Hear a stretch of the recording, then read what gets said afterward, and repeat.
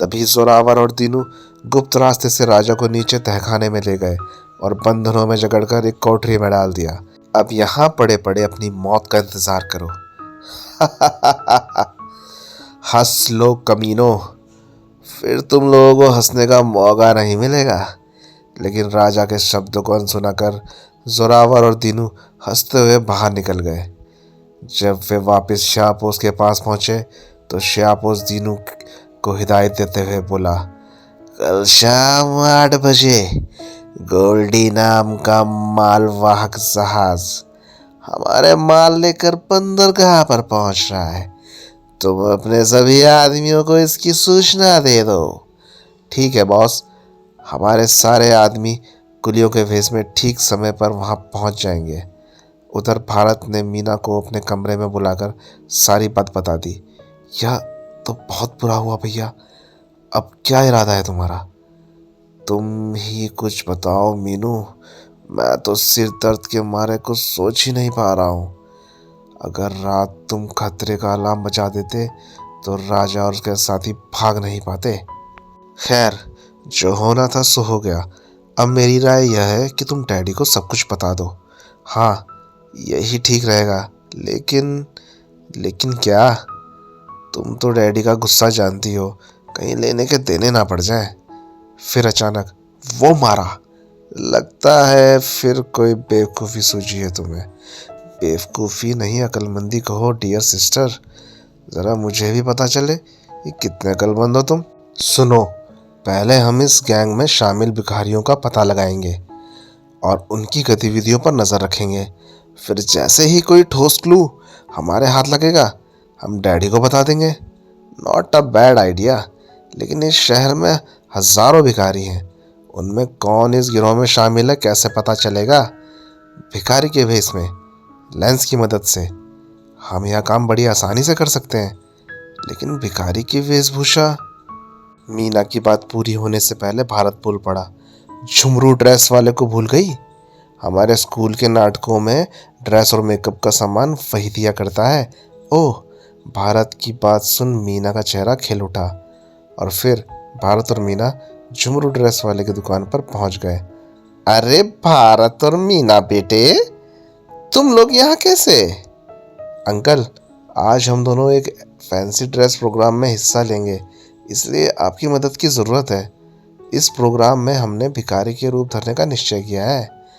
आज आप कुछ ऐसा कमाल दिखाइए कि बिल्कुल भिखारी नजर आए, कोई हमें पहचान ना सके। फिकर नॉट बच्चा लोगों, आज तुम मेरा कमाल देखो।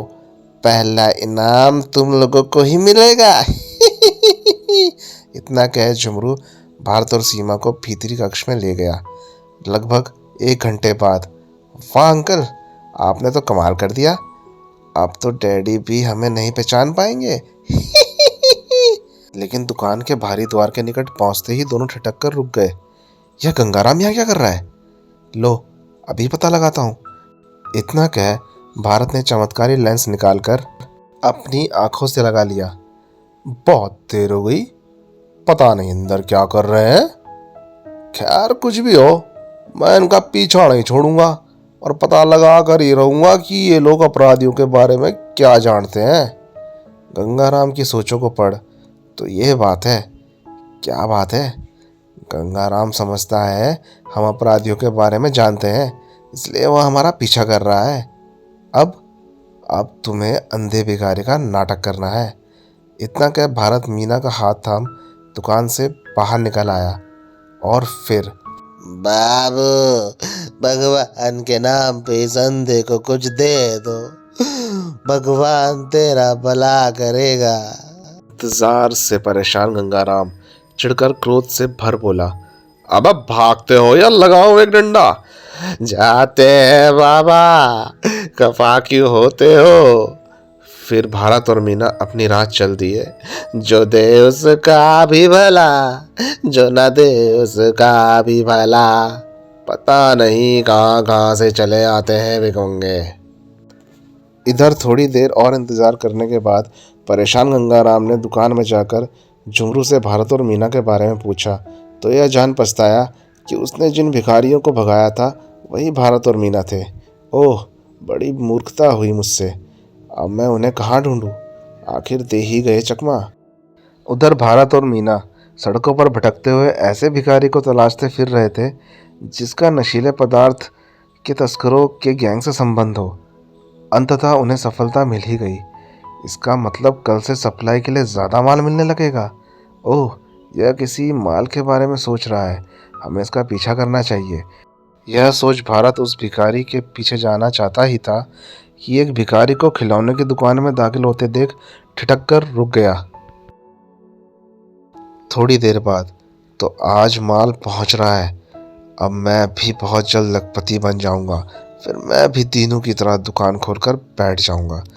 दूसरे भिखारी की सोच पढ़ते ही भारत का मस्तिष्क सक्रिय हो उठा।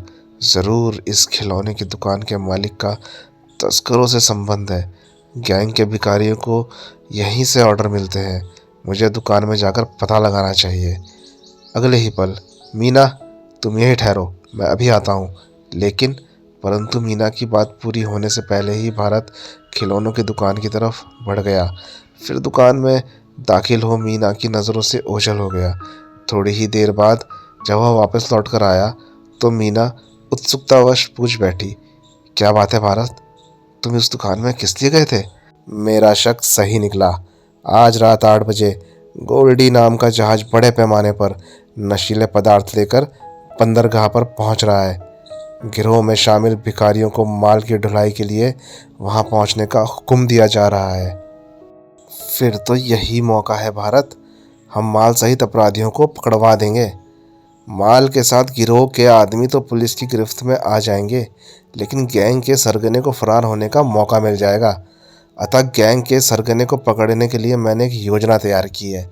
और फिर भारत मीना को अपनी योजना समझाता हुआ बोला, अब तुम झुमरू अंकल के पास जाकर यह पोशाक और मेकअप उतारकर उनकी मोटरसाइकिल लेकर यहाँ आ जाओ, क्योंकि हमें किसी वाहन की ज़रूरत पड़ सकती है। ठीक है, लेकिन मैं गंगाराम अंकल को सूचना देने के बाद यहीं बैठकर दुकान पर नज़र रखूँगा। ओके, मैं जल्द से जल्द यहाँ पहुँचने की कोशिश करूँगी।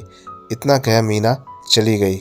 मीना के जाने के बाद भारत ने टेलीफोन बूथ से गंगाराम को गोल्डी जहाज और बंदरगाह पर होने वाली अपराधियों की गतिविधि की सूचना दी और फिर दुकान की निगरानी करने लगा। शाम होने से पहले ही मीना मोटरसाइकिल लेकर भारत के पास पहुंच गई। फिर दोनों अलग अलग रहकर समय गुजारते रहे। ठीक 8:30 बजे भारत ने टेलीफोन बूथ से खिलौनों की दुकान के मालिक दीनू को फ़ोन कर बदहवास स्वर में सूचना दी। गजब हो गया उस्ताद, न जाने कैसे पुलिस बंदरगाह पर पहुंच गई। माल के साथ हमारे सारे आदमी पकड़े गए। मैं किसी तरह बच निकला। पुलिस कभी भी तुम तक पहुंच सकती है। ओह, यह तो बहुत बुरा हुआ। इतना कह दीनू ने संबंध विच्छेद कर दिया और भारत रिसीवर हुक पर टांग फौरन बूथ से बाहर निकल गया। थोड़ी ही देर बाद मेरा तीर निशाने पर बैठा है मीनू। देखो, वह कहीं जा रहा है। अब हम उसका पीछा करेंगे। यू आर जीनियस भारत, कहने के साथ ही मीना ने मोटरसाइकिल स्टार्ट कर ली। और फिर जैसे ही दीनू भिखारी एक कार में बैठकर वहां से चला, भारत उछलकर मोटरसाइकिल की पिछली सीट पर सवार हो गया। Follow him. अगले ही पल फिर मीना बराबर फासला बनाए रखते हुए सावधानी से कार के पीछे मोटरसाइकिल दौड़ाती रही। कार शहर के बाहरी क्षेत्र में स्थित पुराने खंडर के सामने पहुंचकर रुक गई। तो यह है अपराधियों का अड्डा। और फिर जैसे ही दीनू भिखारी कार से उतरकर खंडर की ओर बढ़ा, मीनू, मैं उसके पीछे जाता हूँ, तुम वापस जाओ और डैडी को खबर करके जल्द से जल्द पुलिस को लेकर यहाँ पहुँचो। लेकिन भैया, तुम अकेले? मैं अकेला ही ने ना कुछ चने चबवा दूंगा। तुम देर मत करो, वापस जाओ। उधर दीनू का पीछा करते हुए भारत खंडर के नीचे तहखाने में जा पहुंचा। तभी, अरे राजा, तुम यहाँ इस हाल में? तुम कौन हो? तब भारत ने अपनी असलियत बताते हुए कोठरी में घुसकर राजा को बंधन मुक्त कर दिया। बंधन मुक्त होते ही राजा सविस्तार आपबीती सुनाते हुए कृतज्ञ स्वर में बोला, अगर तुम मुझे नहीं छुड़ाते तो ये लोग मुझे मार डालते। मैं तुम्हारा यह एहसान कभी नहीं भूलूंगा। मैंने तुमसे वादा किया था राजा कि तुम्हारे पिता के कातिलों को सजा दिलवाने में मैं तुम्हारा साथ दूंगा। अब वह समय आ गया है। मैं तुम्हारे साथ हूँ भारत। कल रात जो कुछ हुआ उसके लिए मुझे माफ़ कर देना। जो हुआ उसे भूल जाओ। अब जो करना है उसे याद रखो और मेरी बात ध्यान से सुनो।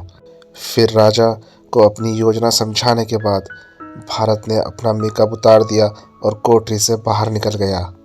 उधर दीनू भिखारी ने जैसे ही अपने रहस्यमय बॉस को पकड़े गए माल की जानकारी दी, वह दहाड़ उठा। क्या बकते हो? पुलिस को हमारे माल की खबर कैसे मिली? जरूर हमारे ही किसी आदमी ने गद्दारी की है बॉस। फिर तो हमारा यहाँ रहना खतरे से खाली नहीं है बॉस। हमें यहाँ जगह फौरन खाली कर देनी चाहिए। लेकिन यहाँ हमारा जो माल मौजूद है उसे यहाँ से हटाने में वक्त लगेगा। माल की फिक्र छोड़ो, अपनी फिक्र करो। इतना कहने के साथ ही श्यापोस ने रिवॉल्वर निकाल लिया और फिर, अब तुम्हारा भी जिंदा रहना ठीक नहीं है दीनू, क्योंकि तुम्हारे आदमी तुम्हें पहचानते हैं और हम अपने खिलाफ कोई सबूत नहीं छोड़ना चाहते। नहीं, रहम बॉस, रहम। लेकिन इससे पहले कि श्यापोस फायर करता और इससे पहले ही किसी को की कुछ समझ में आता, भारत एक पेटी की ओट से निकलकर चीते की तरह झपटा और श्यापोस का रिवॉल्वर अपने कब्जे में लेकर गरजा। खबरदार, कोई अपनी जगह से हिलने की कोशिश न करे। चुपचाप अपने हाथ ऊपर उठा लो। तभी, तुम लोगों का खेल खत्म हो चुका है शैतानों। राजा, अब देर न करो, इन्हें फौरन बांध डालो। और फिर सबको बंधनों में जकड़ने के बाद, बोल, कौन है तू? अरे, ये तो सेठ धर्मराज है, कई मिलोल फैक्ट्रियों का मालिक। गरीब इसे अपना मसीहा और धर्म का अवतार मानते हैं। अखबारों में इसकी फोटो छपती रहती है। ओह, तो धर्म आइसक्रीम का मालिक यही है। इसी ने मेरे पिता की हत्या करवाई थी। बॉस की असलियत से वाकिफ होते ही राजा की आंखों में खून उतर आया और अगले ही पल और फिर राजा ने फर्श पर पड़ा चाकू उठा लिया। कमीने, मेरे पिता को क्या मालूम था कि तू इंसान के रूप में शैतान है। आज मैं तुझसे उनकी मौत का बदला लूंगा। इतना कह राजा धर्मराज की ओर झपटा। इससे पहले कि राजा धर्मराज पर चाकू से वार करता, नहीं राजा, कानून अपने हाथ में लेने की कोशिश मत करो, इन्हें कानून सजा देगा। राजा ने कुछ कहने के लिए मुंह खोला ही था कि मीना अपने पिता और पुलिस दल के साथ वहां पहुंच गई। गिरफ्तारी का काम पूरा होने के बाद, शाबाश मेरे बच्चों, आज समाज और देश के दुश्मनों को पकड़वाकर तुमने मेरा सिर गर्व से ऊंचा कर दिया है। आज मेरे पापा जिंदा होते तो वह भी मुझे इसी तरह प्यार करते, मैं कितना खुश होता। सोचते हुए राजा की आंखें बरबस ही छलछला आईं। दूसरे दिन भारत और मीना भी राजा के साथ उसकी माँ से मिलने पागल खाने गए। माँ, पापा के हत्यारे पकड़े गए, उन्हें सजा होगी।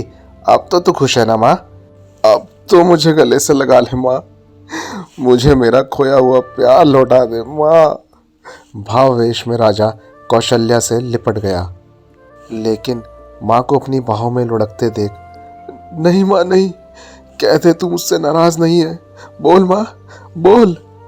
भारत और मीना भी बौखलाकर अंदर पहुंच गए और फिर माँ की मृत्यु का आभास होते ही राजा करुण स्वर में चीख उठा, माँ, माँ तू भी मुझे छोड़ के चली गई।